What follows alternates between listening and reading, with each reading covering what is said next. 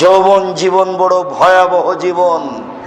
এই জীবনে ইনকাম করতে না পারলে বাপ মা ভালোবাসে না, এই জীবনে ইনকাম করতে না পারলে বউ ভালোবাসে না, তখন সে হন্যে হয়ে নেমে পড়ে ইনকাম করা লাগবে। এই জীবনে মানুষ জেনা নিয়ে ব্যস্ত, যৌবন জীবনে মানুষ জেনা নিয়ে ব্যস্ত। এই মোবাইলগুলির শতকরা 98 থেকে 99টা মোবাইলে জেনার গল্প হয়। এক একটা মোবাইলে 200, 500, 2000, 5000 মেয়ের সাথে জেনার গল্প হয়। একটু তুমি থামো, তোমার কাছে আমরা খুব ঘনিয়ে আসছি, তুমি ধৈর্য ধারণ করো।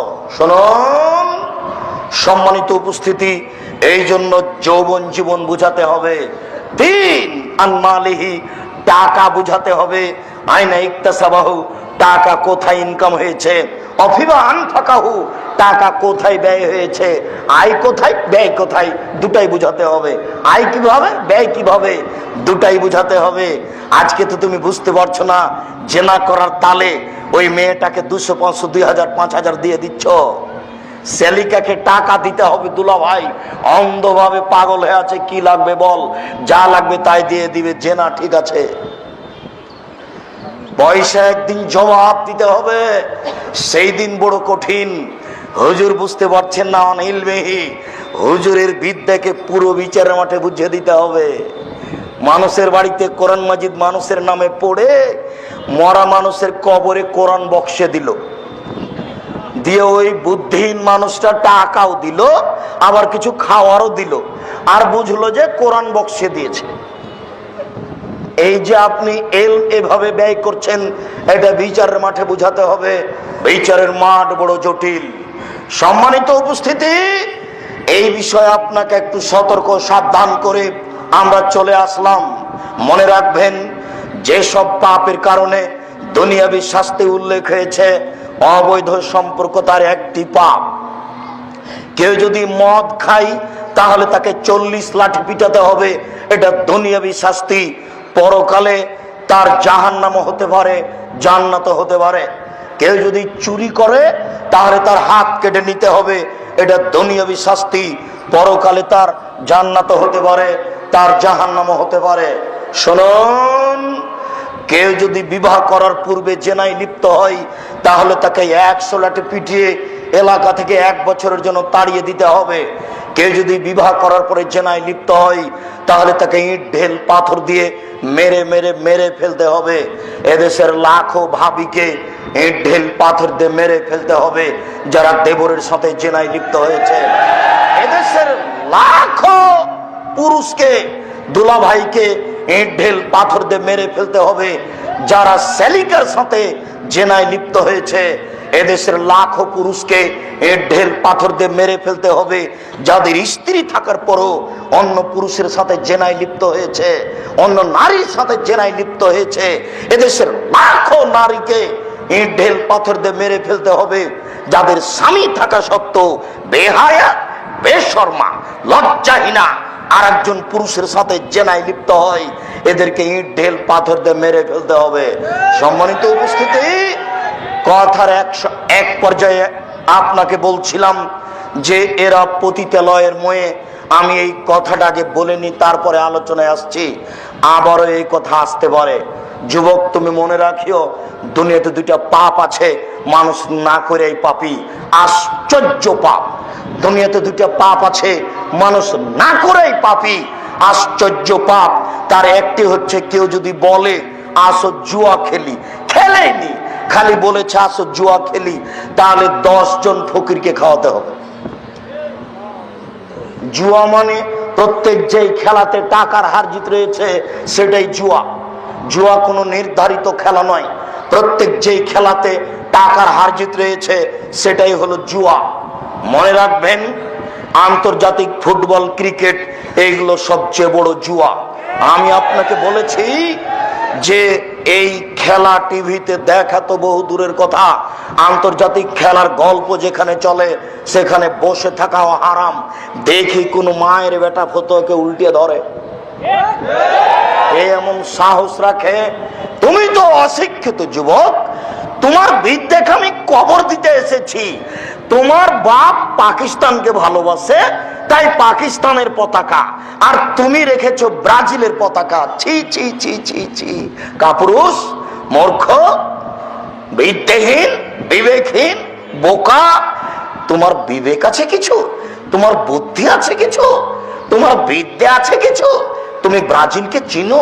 এরা ইহুদি, এরা খ্রিস্টান, এরা ইহুদি, এরা খ্রিস্টান, এরা তোমাকে ঘৃণা করে। যদি জানতে পারে যে তুমি পায়খানায় পড়ে গেছো তাহলে অট্ট হাসি দিবে, আর যদি তোমাকে পাশে পায় তোমার মাথার উপরে 10টা লাথি মারবে।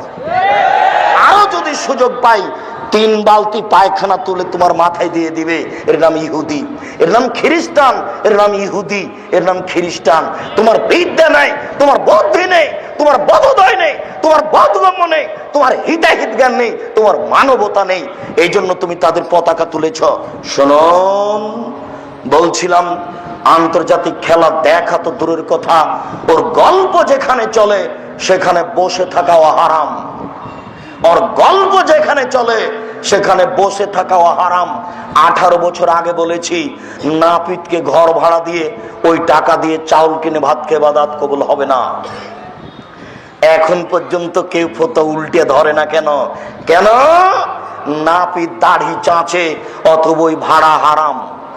নাপিত দাড়ি চাঁচে অতবই ভাড়া হারাম। ওই টাকা দিয়ে চাউল কিনে ভাত খেয়ে ইবাদত কবুল হবে না। বাংলাদেশে প্রায় 5,500 এনজিও রয়েছে। কোন এনজিওতে চাকরি করে ওই টাকা দিয়ে চাউল কিনে ভাত খেলে ইবাদত কবুল হবে না। এদেশের ব্যাংকে চাকরি করে ওই টাকা দিয়ে চাউল কিনে ভাত খেয়ে ইবাদত কবুল হবে না। আমি তোমাকে বলেছি, 18 বছর থেকে বলে আসছি, তোমার বাপের জমিদারি আছে, বড় ব্যবসা করো। টাকা কম আছে, কলা বিক্রি করে খাও। তার চেয়ে টাকা কম আছে, চকলেট বিক্রি করে খাও। টাকায় যদি না থাকে দিন মজুরি করে খাও। দিন মজুরির কাজ না পেলে চলে যাও গাজীপুর ট্রেন স্টেশনে, জয়দেবপুর ট্রেন স্টেশনে, মানুষের ব্যাগ ধরে গাড়িতে তুলে দিবে। সারাদিন কাজ করলে 300 টাকা পাবা। 200 টাকা খাবে আর 100 টাকা রেখে দিবে। যেদিন বৃষ্টি হবে, কাজ হবে না, সেদিন 100 টাকা খাও। যদি 300 টাকায় খেয়ে নাও তাহলে তোমার স্ত্রী হস্তিনী, এ দিয়ে সংসার চলবে না। ওকে তালাক দিতে হবে, নইলে কে বুঝাতে হবে। তুমি 1 কেজি বেগুন কিনেছ, 5টা বেগুন ধরেছে। যদি 5টাই কাটে উঠে যাবে, যদি 4টা কাটে উঠে যাবে।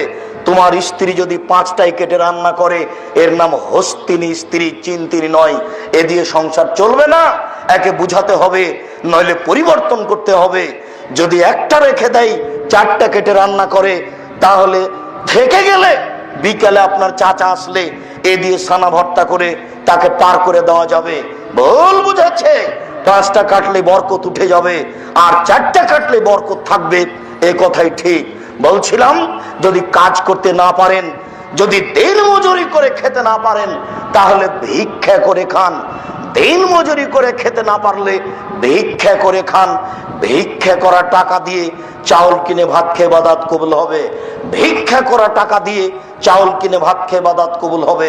ভিক্ষা করা টাকা দিয়ে চাউল কিনে ভাত খেয়ে ইবাদত কবুল হবে। যৌতুকের টাকা দিয়ে শ্বশুরের কাছে টাকা নিয়ে ওই টাকা দিয়ে চাউল কিনে ভাত খেয়ে ইবাদত কবুল হবে না। বাপ বেটা কি করে বুঝলে যে শ্বশুরের কাছে ফার্নিচার নিতে হবে? এটা কি করে বুঝলে?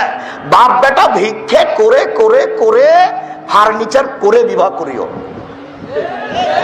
শ্বশুরের কাছে ফার্নিচার নিতে হবে, এটা তুমি কি করে বুঝলে?